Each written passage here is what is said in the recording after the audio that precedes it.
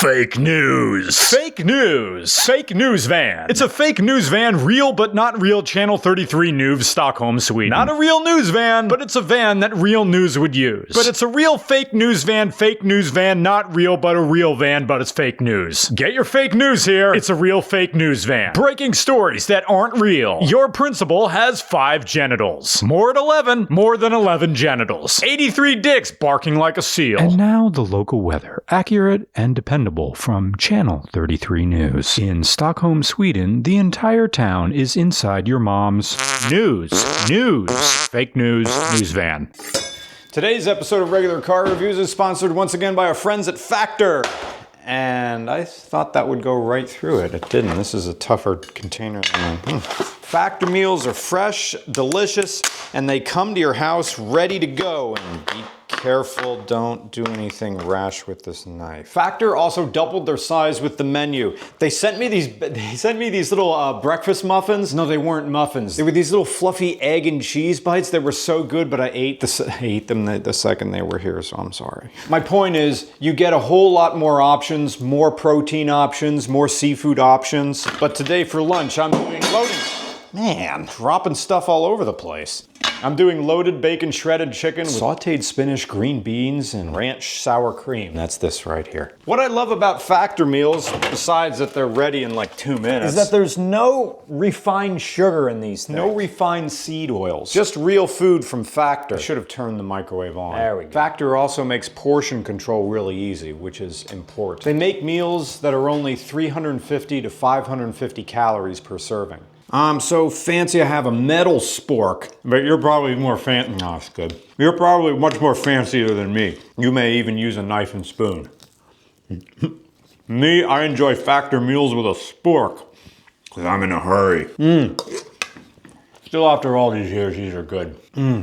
So, head to factor75.com or click the link below and use code Regular FB50. Our coupon code is a little bit different this time. It is Regular Foxtrot Bravo 50 to get 50% off plus free breakfast for 1 year. That's code Regular FB free breakfast 50 at factor75.com to get 50% off plus you get free breakfast for 1 year. This offer is only valid for new Factor customers with code and qualifying auto-renewing subscription purchase. Seriously, getting these meals is one of the highlights of my month because I can just lock in with my editing. Anyway, I'm rambling enough. Thank you, Factor, for sticking with Regular Car Reviews all these years.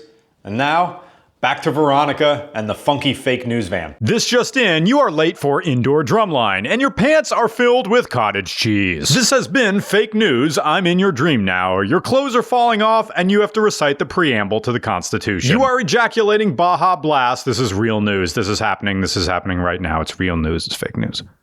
Green.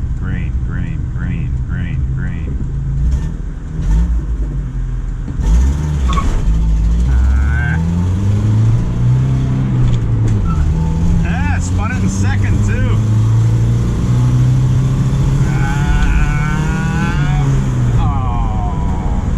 This is a right-hand drive British Ford Transit. It has a 5-speed manual transmission and it's fun. Does it have power steering? It has none. Air conditioning? Nope. Tape player? Doesn't work. And it has front end damage. This is from the year 1993. And in the United States, we didn't get the Ford Transit until 2014 as 2015 models for the 4th generation. This is a 3rd generation Transit, which debuted in 1986, and it was in production until the year 2000 and assembled in Southampton, United Kingdom. Later versions of the Transit used the same Essex V6 as the American Ford Windstar minivan and the base model Mustang. But this doesn't use that. This is the Ford Pinto engine from the 1970s. And I know you want to think that it sucks, and it does, but this feels different than the sluggish USDM 2.3-liter engines I'm used to. This is only a 2-liter, but it feels enthusiastic to rev out, and the sound is buzzy and eager. Granted, I'm driving this van with nothing in the back, no seats, no cargo, and no tools, not even a separator between the seats and the cargo. The 2-liter engine isn't pulling anything, so when it was new, this is like making 80 horsepower and I think 120 pound-feet of torque. Still feels lively though, but the inside is desolate. There's no cup holders. There's one knob here for the blower motor and a slide selector for circle, triangle, or square. And I think that means, do you want air coming out of the floor? Do you want air coming out of the defroster? Or do you want air coming out of nowhere? Which is weird because you can put it on square and then turn the blower on so the blower motor can blow into nothing. Poverty switches abound. Ashtray with fasteners and a gasket. The fuel gauge doesn't work. The temperature does work. And where a tachometer would be is a clock. All the speeds are in miles per hour, because England or whatever. The turn signal indicator is like a motorcycle. It only tells you that your turn signals are on, but not the direction they are indicating. The odometer only goes up to 99,000 miles, and the horn is on the turn signal stock. This review was completed during a road trip, and this news van belongs to friend of the show and fellow YouTuber and mechanic, Veronica Wheels. And she is ready to present this news van in her authentic early 90s, or rather late 80s, early 90s newscaster ensemble. Our top story tonight.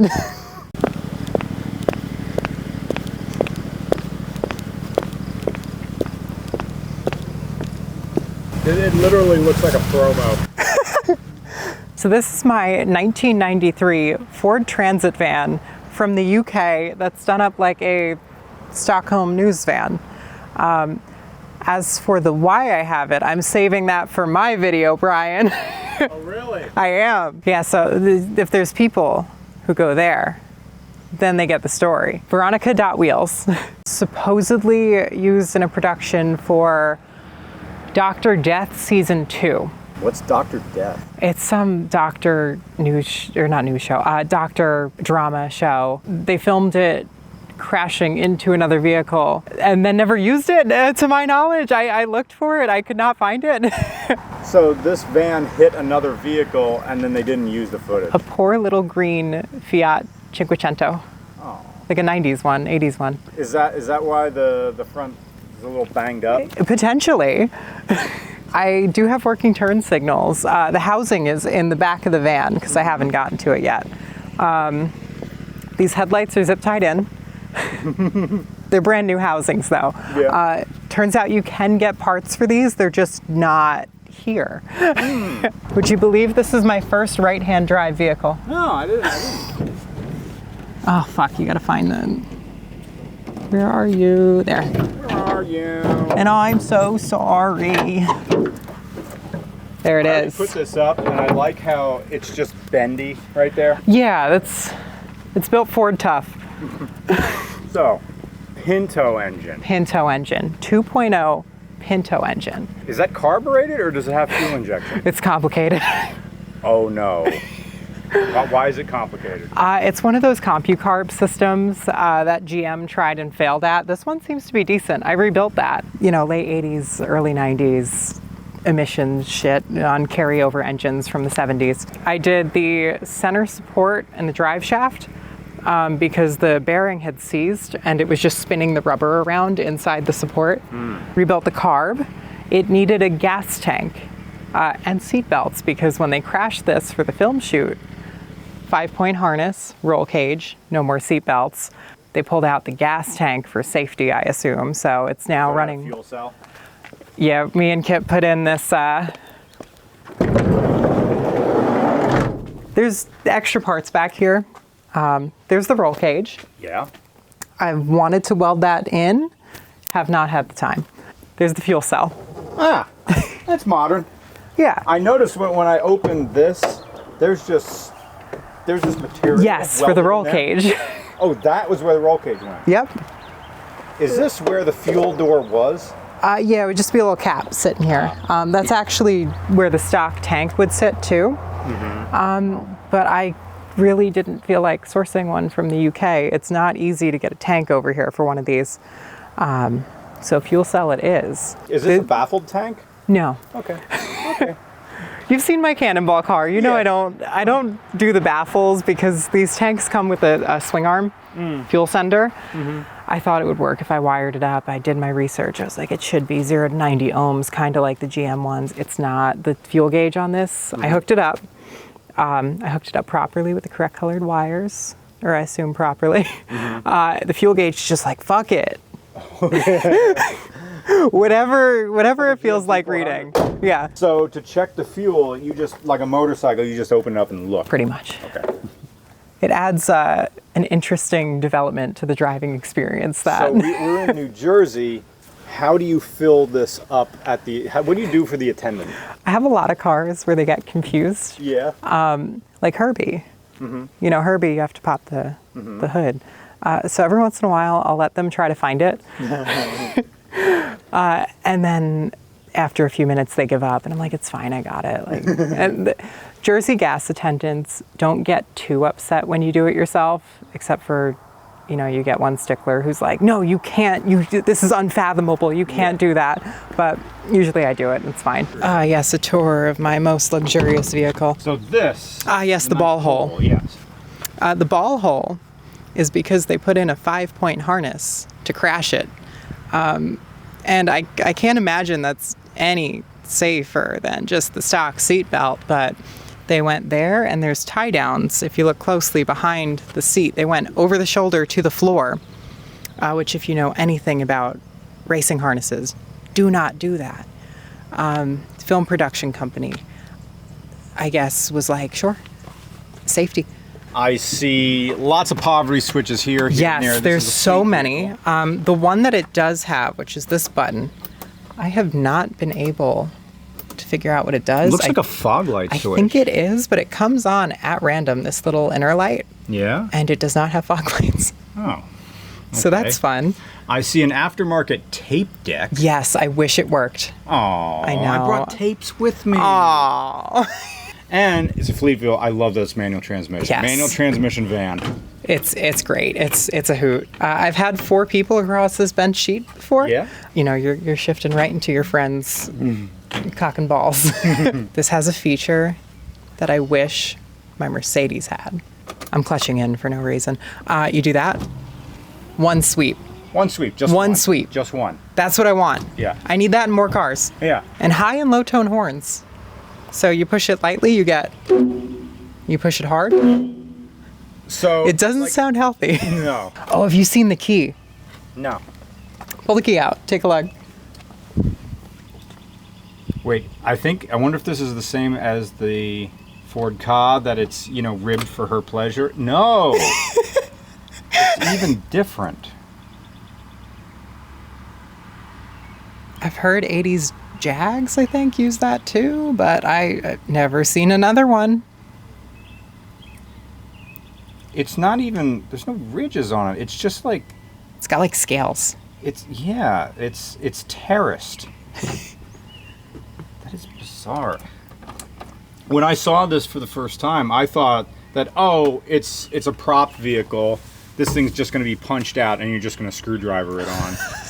No, that's the key. Yep. Can I kick the door closed? Do it. All right, horsepower, I think is 87. I think. And I think that maybe at the crank. I think. Don't quote me on it. This is don't tell me. It's a Mark 2nd generation Mark IV. It's really confusing. So this is like the second version of the Transit, like chassis-wise.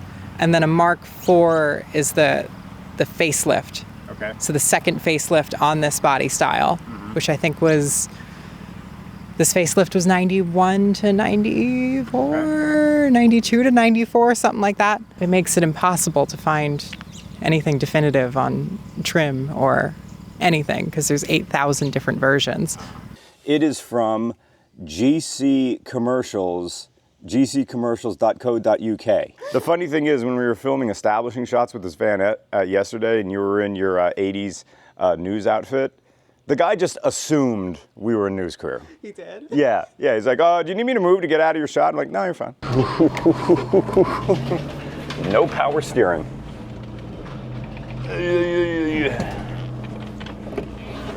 Oh.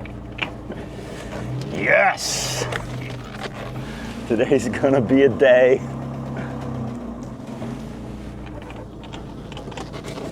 Oh, Roxy's already gone. I heard Brian talking to himself, which means he probably filmed a departure shot, which means I should do the same. We're leaving. He's not behind me, which means he's probably getting very acquainted to that van. Woo! Already, I'm sweating. This is a British vehicle, so the turn signals are on the incorrect side of the steering column.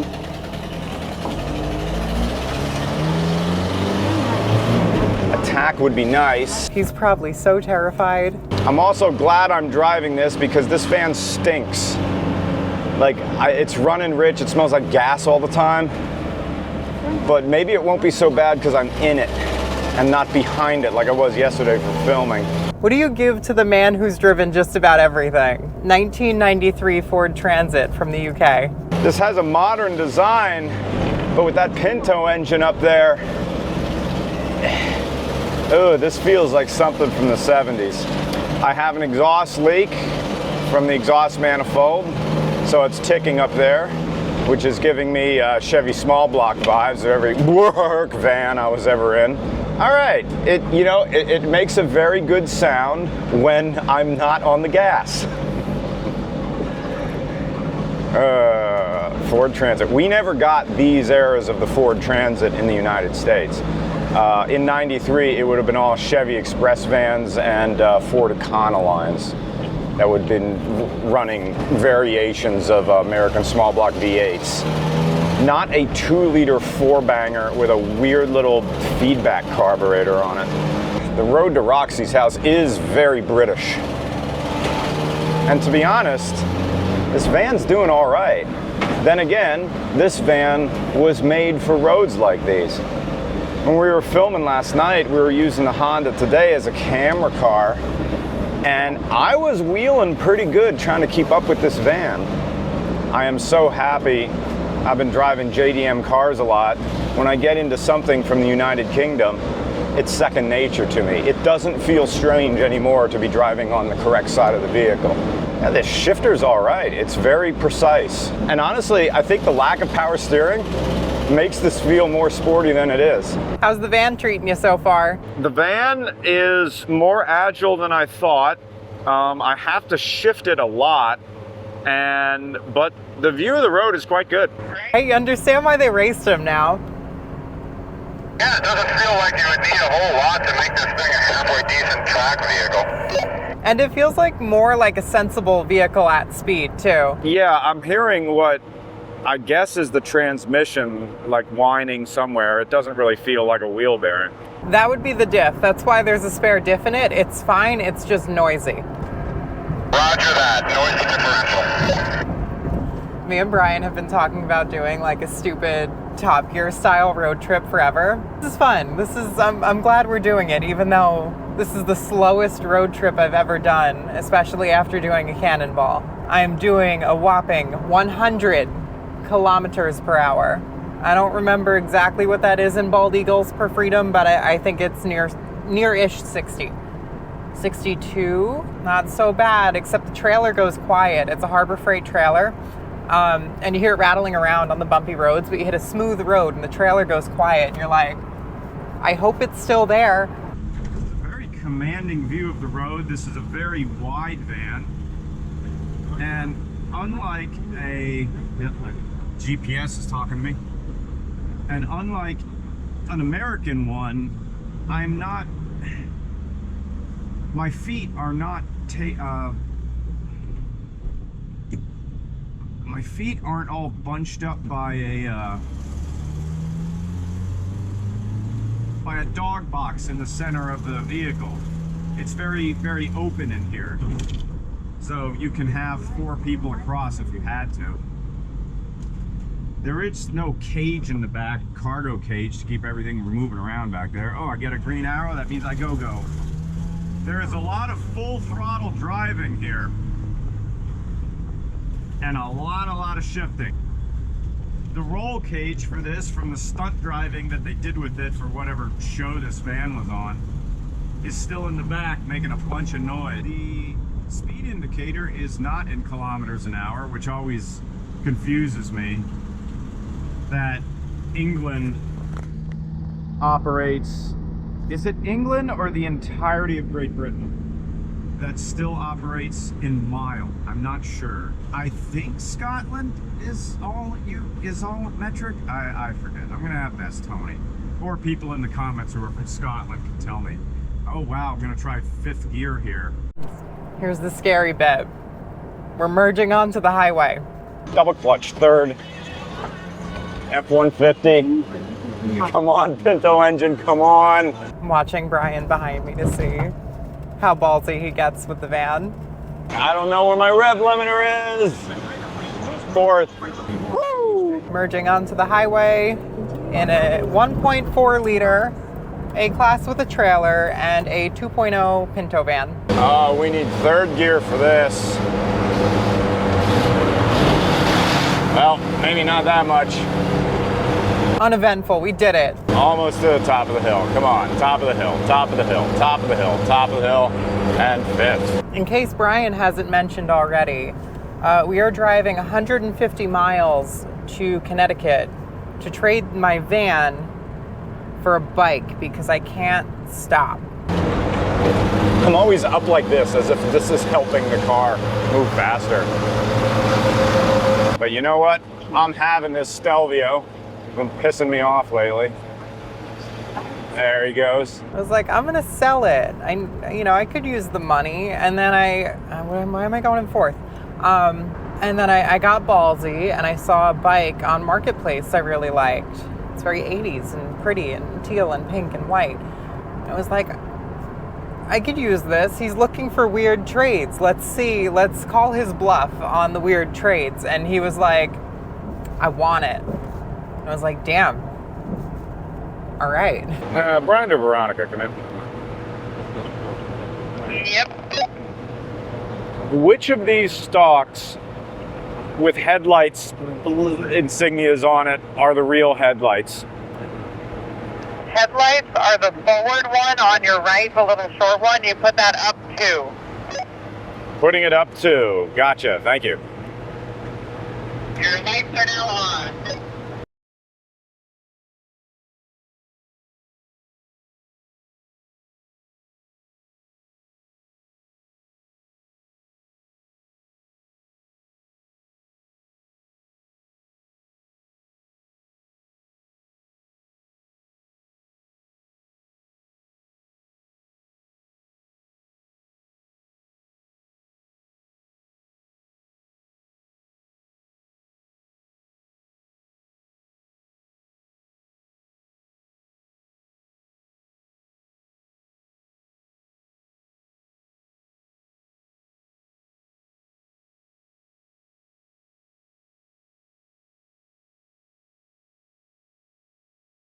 All right, so we got 1, 2, 3, 4. Woo! Boom, boom, boom, boom, boom, boom, boom. Well, I think it drives really well. All it needs is like 50 more horsepower, and it's probably good. Yeah. It's not bad. Yeah. We're doing good on gas. The degree of imperviousness that I feel driving this thing, like I'm doing full throttle everywhere, shifting like crazy. And it's like, screw you guys. This is a news van. I don't give a fuck. Strategic fume coverage. Yeah, just to insulate it from the outside a bit. I was gonna put this marine hatch in. Yeah. Had not had the time yet. Mm-hmm. So that will be the next owner's problem. Ah, okay. Yeah, you're good. You barely used maybe a third. All right. So- Yeah, we've got an hour to go about. Yeah. Yeah. All right. Cool. Any complaints? Any grievances? My grievances is I'm starting to feel that exhaust leak. Yeah, it's a little bit. While I'm here and the car's stopped, I'm gonna crack this window so you can get some cross flow. GoPro. Okay, we are good to go. Nice. Copy. Now I get to merge onto the highway. Back on the highway. 2nd gear. 3rd. Yeah, this thing shifts great. I'll let this white car go. And then punch it. Come on. Come on. Yeah. Brian made it out too. All right, back on the road. You know, if it wasn't for this engine, if this had a modern 4-cylinder, like a modern Transit, this thing would be great. My oil light came on. I know it's faking me out. The oil level sensor, like the too low oil level sensor is bad in this car. It's flaky. It comes on at random. However, every time it scares me. I will be checking the oil when we get there. This car doesn't really consume it though. It's needy. It wants attention. There's not much you can do with a 2-liter Lima-based Pinto engine, Lima.